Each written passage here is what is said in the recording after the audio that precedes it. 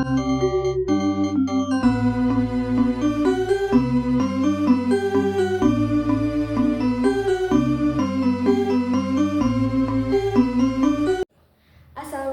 warahmatullahi wabarakatuh. Dumateng panjenenganipun Bapak Ibu ingkang dahat kinurmatan saha dumateng para rawuh kakung miwah putri para rawuh tamu undangan sedaya ingkang setuhu bagia mulya. Langkung rumiyin sumangga kita sesarengan ngaturaken puji syukur dumateng Gusti Allah Subhanahu wa taala ingkang murbeng dumadi ingkang sampun paringi rahmat lan hidayah saengga kita saged makempal ing dinten menika kanthi kawilujengan lan karaharjan. Atur wigatosipun adicara. Kanthi titiwanci ingkang sakram menika kita ngaturaken panuwun ageng dumateng batik salah sawijining karya adiluhung bangsa ingkang sampun kakeni dening UNESCO minangka warisan budaya dunia tak benda.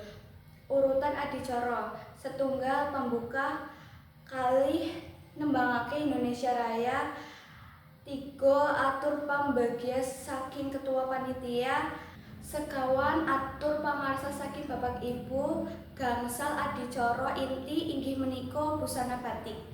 6 dongah, 7 penutup. Ngaturaken saben bagian adicara. Setunggal kangge mawiti adicara menika sumangga kita pembuka kanthi maos basmalah wawi dongah sesarengan dongah kawiwitan. Bismillahirrahmanirrahim. Kalih adicara sajenengipun nembangake lagu Indonesia Raya para rawuh aratur jumeneng para rawuh katuran pinarak malih. 3 adicara ingkang kaping 3 inggih menika atur pambagia harja saking ketua panitia dumateng Bapak Ibu kula sumangaken. Matur nuwun dumateng Bapak Ibu ketua panitia. Salajengipun atur pangandika saking Bapak Ibu panjenenganipun kula aturaken. Matur nuwun kanthi agungipun pangandika.